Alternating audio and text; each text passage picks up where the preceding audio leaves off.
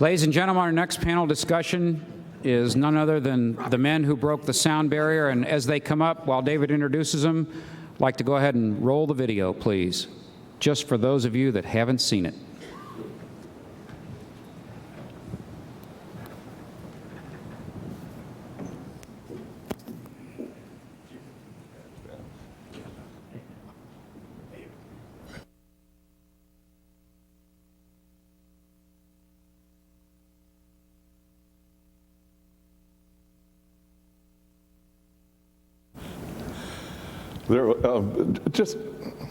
First, quickly, Bob Cardenas, distinguished military career, combat commander, highly decorated test pilot, was flying the B-29 in all of the XS-1 drops. Bob Hoover, World War II POW for 16 months in Germany. And for those of you who have not heard this, he escaped and went to an almost deserted German airfield, found a serviceable Focke-Wulf 190, and flew it out to safety and to freedom. Bob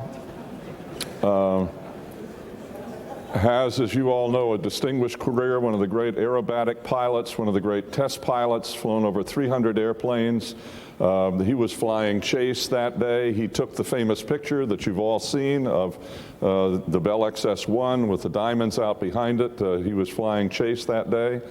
Chuck Yeager, of course, a distinguished career, double ace, flying Mustangs from England in World War II. Test pilot, flew the Bell XS-1. Was at right field, is probably the youngest test pilot there, but still got the call by Colonel Boyd to be the primary pilot on the Bell XS-1. Distinguished career, flying every conceivable airplane, commandant of the test pilot school, training astronauts, trained 26 of our astronauts when he was commandant of the test pilot school, and went on to his continued career as a commander in the military and retired as a brigadier general. So there's our panel, gentlemen.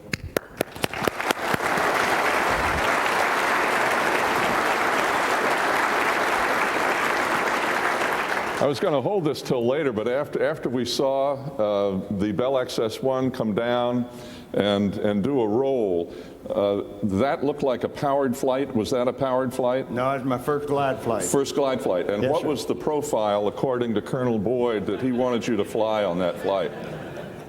He didn't give us one. Yeah, we're 3,000 miles away. No, that was the first glide flight. We made 3 glide flights on the airplane, so we had no power. And Cardenas kicked us out around 220 or 230. Stalling speed was around 190 at that speed. So I just rolled it when I dropped away from the B-29. And after Hoover had just about shook us out of the B-29 with his damn P-80, and I came on down and stalled the airplane, felt it out, and then landed on the lake bed. That was the first glide flight. Second glide flight, I did the same thing.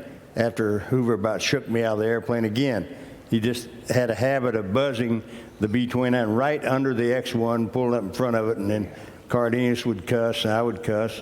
And then the third glide flight, my last one, when I dropped out of it, the B-29, Hoover had already buzzed us and went under us and was turning back in to us. So I turned into him. We got in a Lufberry all the way down to the lake bed and landed. And that was all on the card. So,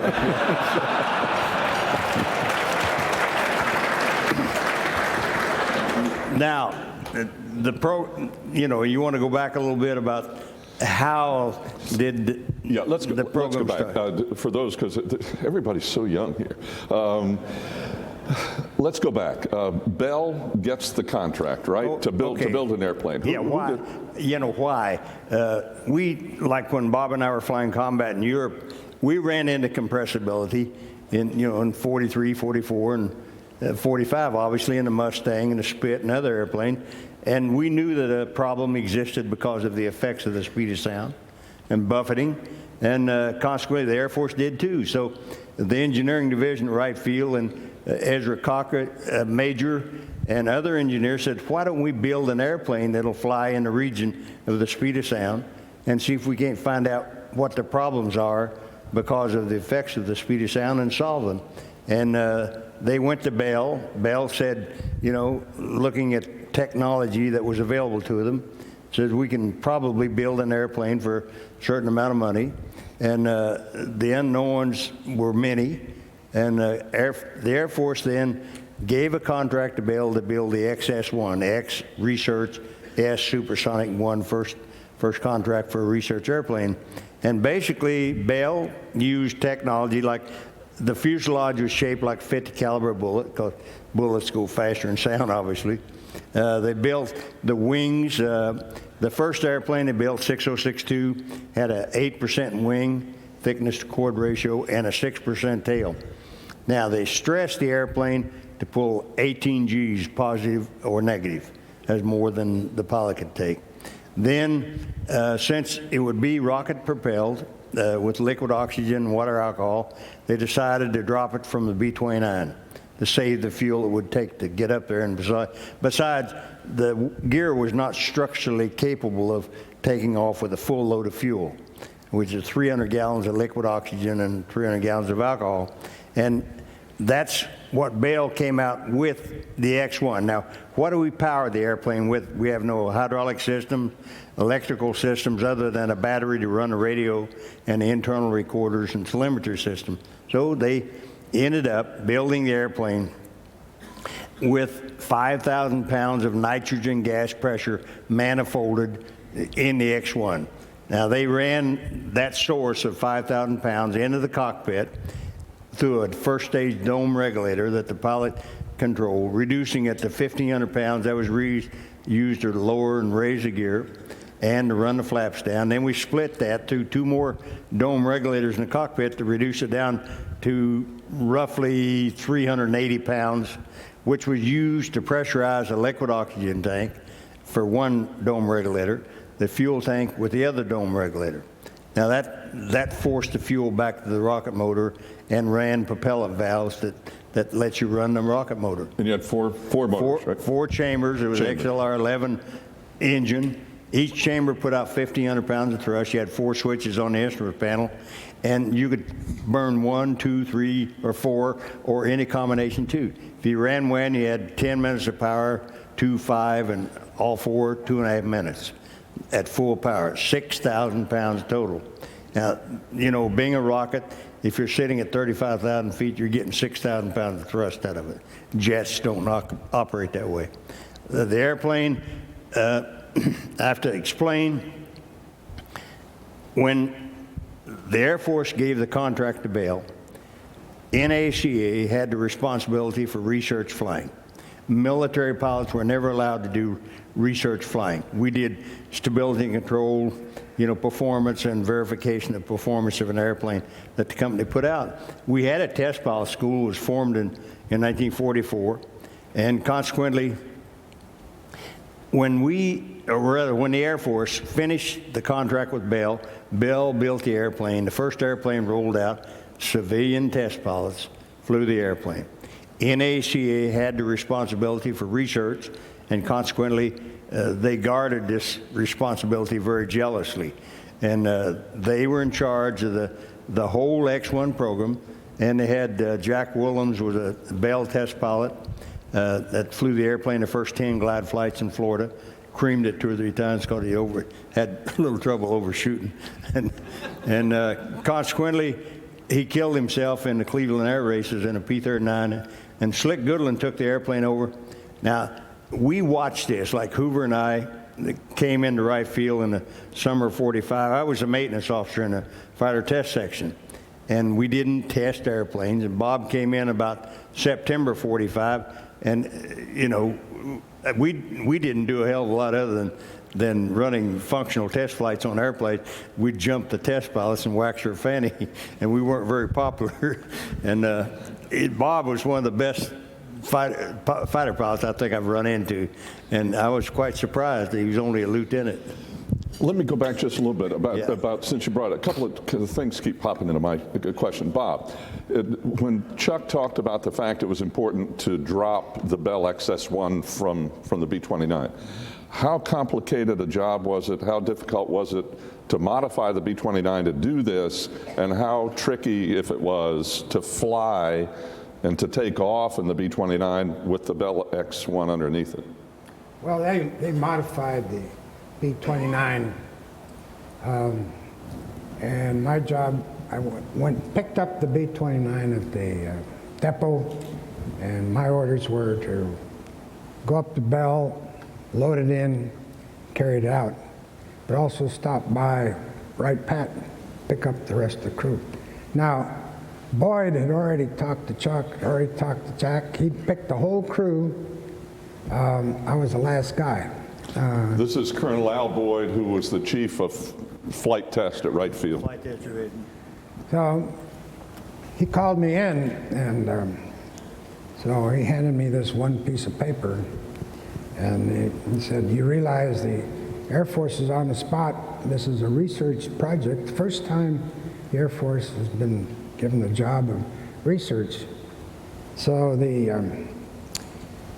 I've already talked to Chuck and Bob about safety and whatnot. You're going to be the operations officer.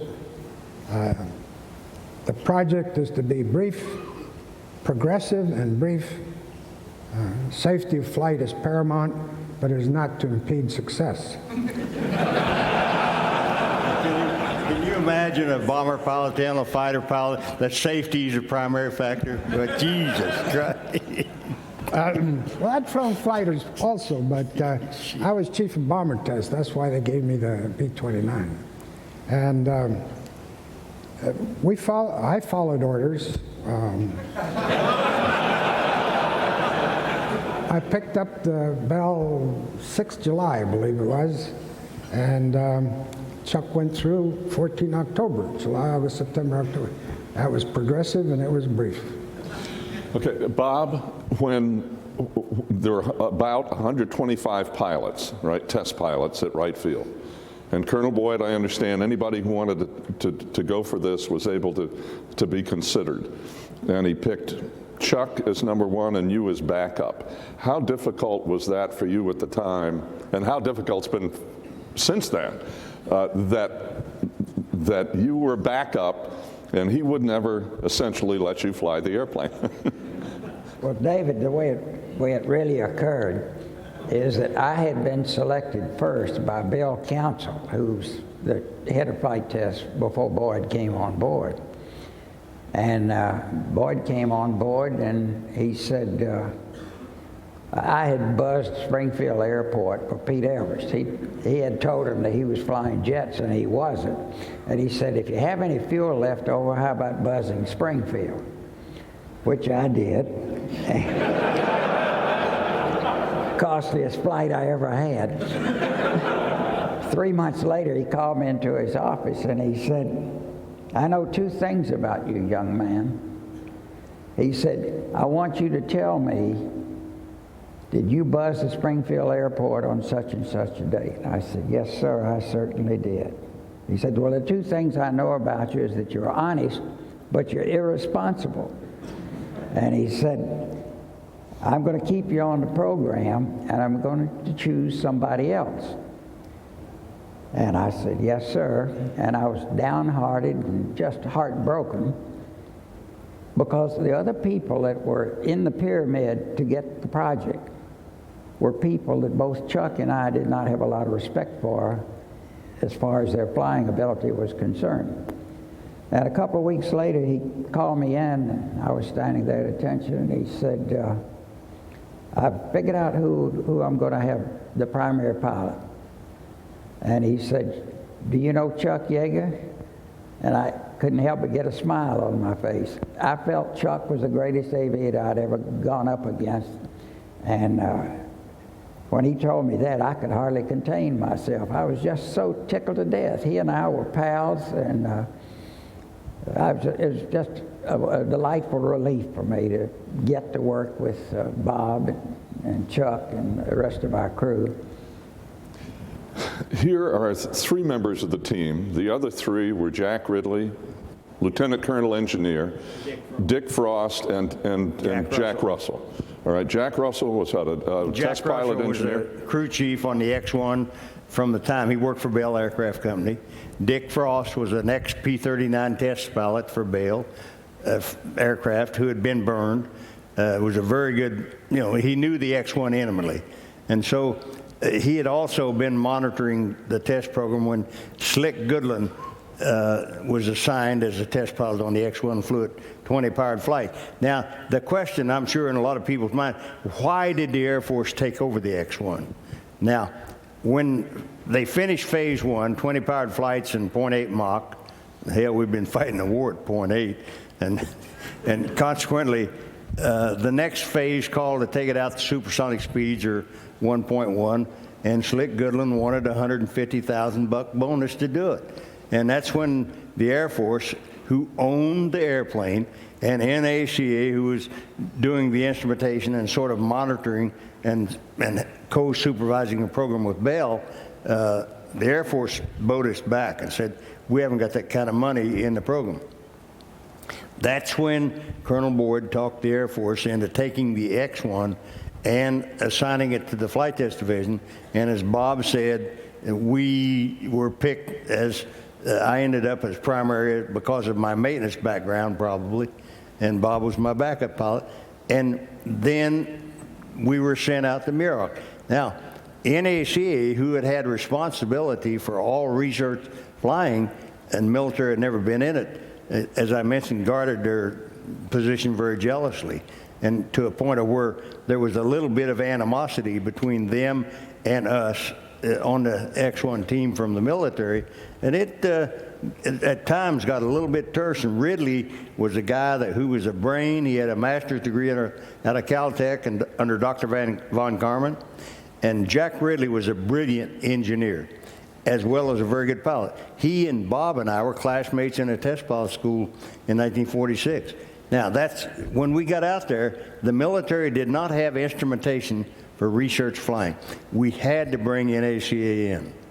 And so they brought him in with Walt Williams, was the head of theirs, a rather pompous individual that didn't particularly care about military guys, thought they were, especially if they were high school graduates.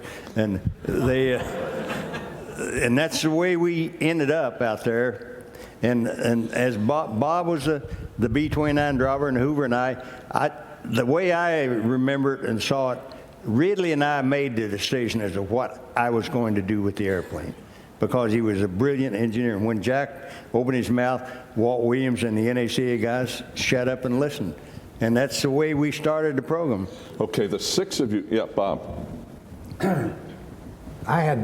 My problem was, number one, keeping track of where Bob and Chuck were and keeping NACA off her back, because as he said, there was a little animosity. We had to work with them as a team because they had some of the ground equipment. But as he said, Jackie and Chuck laid out the flight plan. I remember one time we were talking at the Hyatt, and Lockheed engineer asked me, he said, you guys, you had a computer, didn't you? And I said, no, we didn't have a computer. He said, you had to have. I said, why? He said, well, you needed a computer to develop an energy maneuverability curve for Chuck to fly. I said, well, if it'll make you feel better, we didn't know what an energy maneuverability curve was. But that was the team. They handled the X-1. I kept NACA at bay a little bit and didn't interfere.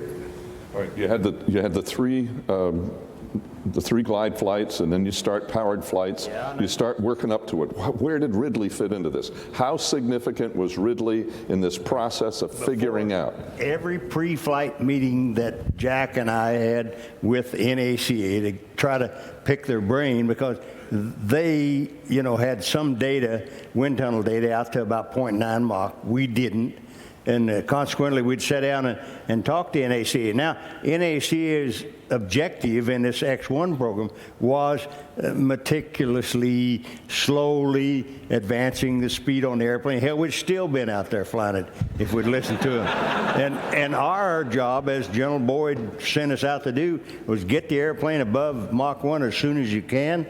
Don't bust your butt and don't embarrass the Air Force. That's the only thing he told us, and that's about the way we looked at it. And now, first powered flight, I made ground runs, so I knew the airplane, and it was quite well. So I Bob dropped me out at 20,000 feet.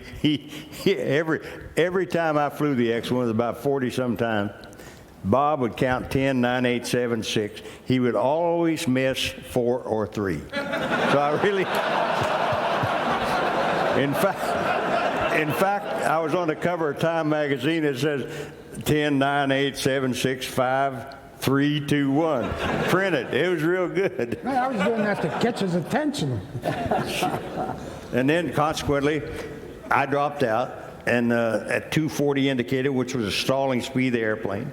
And basically, we always lost a little liquid oxygen in the front tank on the climb out because of evaporation.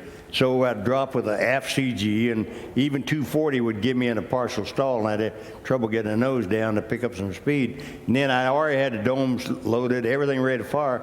I'd fire off 1, 2, or 3. On this, my first powered flight, General Boyd said, well, since the airplane's been to 8.2 Mach number, you can go out there. Well, I should have listened more carefully.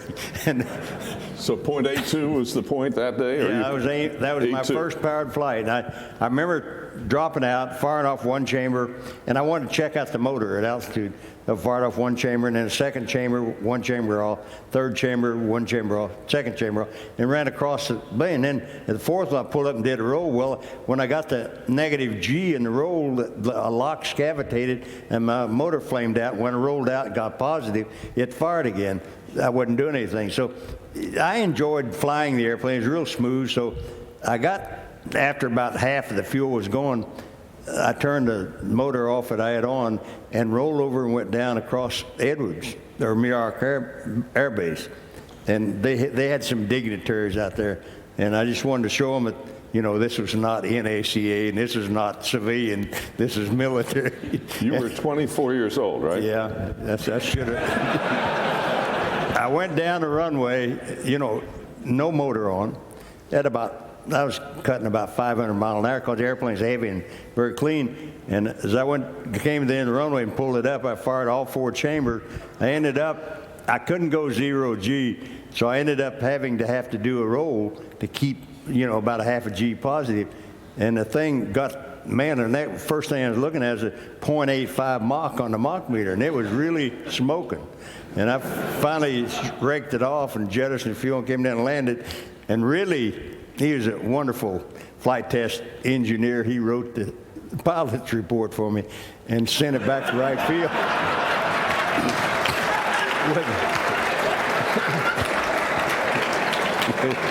With a friend like him who needs an enemy. Man, we went to 8.5, General Boyd, or Colonel Boyd, all this crap. And did the Colonel respond to this in any way? Christ, man, here's this letter,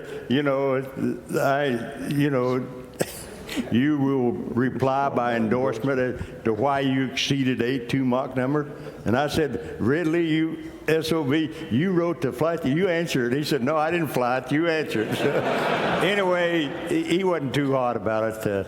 And he said later in life, he said, I really was a little bit pleased that you'd do something like that. How many flights until you went supersonic? What happened that day? 8.5, about 8.7, 9. Now, the big thing that bit us when we ran into buffeting at 8.8 because of the thin wings, when we got out to 0.94 Mach. Now, this is how the crude things were in the old days. When Bob and I were flying P-84s and P-80, you could take a P-84 straight wing out to 0.82 Mach and it would buffet. You could back up to 0.75 where it's smooth, pull about 3 Gs, and you got the same buffet there that you got at 8.2 straight and level. So I use this technique with the X1 because I thought maybe like if I get to 0.9 Mach and pull 3 Gs, it'll give me a feel what I'll get at 9.2 or 9.3. And this is all we knew, and it was a rather crude way to do flight test work, but we knew nothing else. And when I got the airplane out to 0.94, I rolled it over and come back on the control. Nothing happened. The airplane just went straight, and it flopped back and forward. And we came down and Ridley said, we got a real problem, Jack. And it'd been predicted the airplane pitch up or down the region of speed of sound. And Jack said, we had manometer hold. We could trace this shock wave which had formed on the thickest part of the horizontal stabilizer and the wing. And as we went through, this happened at 8.8. When we got to 9.4, the shock wave was what at the elevator, at the hinge point. We lost our effectiveness. And Jack was the guy that figured out, Bell had put a jack screw and the leading edge of horizontal stabilizer tied into this jack screw, air motor on the top, air motor on the bottom, and we used 100 pounds of nitrogen gas pressure that went back to it and split, and I could control it through a solenoid switch on the control column to divert to the top motor or the bottom motor to run this jack screw, and when we ran it, the leading edge of horizontal stabilizer would change angle of incidence. So Jack figured all this out and said, let's try it, you know, because we have no control over the airplane. It's predicted to pitch up or down the region of speed of sound. So we took the cowling off and put some 3-in-1 oil on and ran this thing up and down and got it to working. And then I took it up on the next flight and took it out to 9.4 where I'd lost the elevators and changed the leading edge down 1 degree, and it pulled 3 Gs. And I said, yeah, we got this thing licked. And it came down, and it only took me 2 more flights. The next flight, I took it to about 9.7. The Mach meter only went to 1.0. I don't think they had a hell of a lot of confidence in it. But it was really... Anyway, I was sitting there looking at, on October the 14th, the 9th powered flight, looking at 9.65, 9.7, and the needle fluctuated and went off the scale. When it did, all the buffeting quit, and the airplane, boy, really nosed down. I cranked the leading edge down to hold the nose up, and I kept it out there off the scale for about 20 seconds, which extrapolated to about 107, 108 Mach number. Came back, and that's a big thing, came out of the whole X-1 program. It took the British and the French and the Soviet Union 5 years to find out that little trick. If you're going to fly at supersonic speed, you got to have a slab tail. And that big thing came out. Bob was supposed to fly the next week and bailed out of a damn P-84 and broke both his legs, and he never did get to fly the airplane. I wanted him to fly it, but Jack Ridley got to fly it. He was funny because the cockpit's pressurized pure nitrogen, so you have to breathe 100% oxygen. And Ridley's up there, and they had a big fire warning light in it. And he was smoking out there at about 1.1, and he said, geez, I got a fire warning light. And I said, hell, Jack, there ain't nothing in there that'll burn, meaning it has nitrogen gas and inert gas in there, so nothing can burn. He said, the hell they ain't, I'm in here. Anyway, damn Hoover, every time we flew, he was up in a P-80, and he was a big help because what he would do, he'd go up to about 40,000 feet and con about 10 miles in front of the B-29. When I dropped out, I could pick him up, and then his aim point for me. But before he went up there, he would come under the B-29 and pull up right in front and just shake up a Jesus. I think the X-one's coming out. Bob, why did you do that? Hell, he's Bob Hoover, that's why. David, let me tell you, I was sitting there at, I believe, 42,000 feet on October the 14th. And I saw Chuck coming up at me. I was watching as best I could see him, waiting for him to get up close. Yeah, he had a reconnaissance RF-80 that took beautiful pictures. That's for one reason.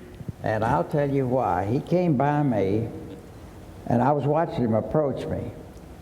And there was no question in my mind. I was sitting there at 8/10 Mach number, and I felt I was standing still. Right on by. And I tell you, that was a happy day. When we started downhill, I got with Chuck as soon as he emptied all his fuel out. And I joined him. And on the way down, I said, Pard, you're going to get a free steak dinner at Poncho's tonight. Now she offered a free steak dinner first guy to go Mach 1, and really wasn't very good.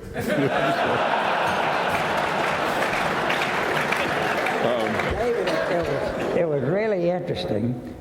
While we were building up to this program, there was a fellow, and I won't mention his name, with one of the other aircraft companies, and we were in Poncho's bar, and he came over to Chuck and me, and he said,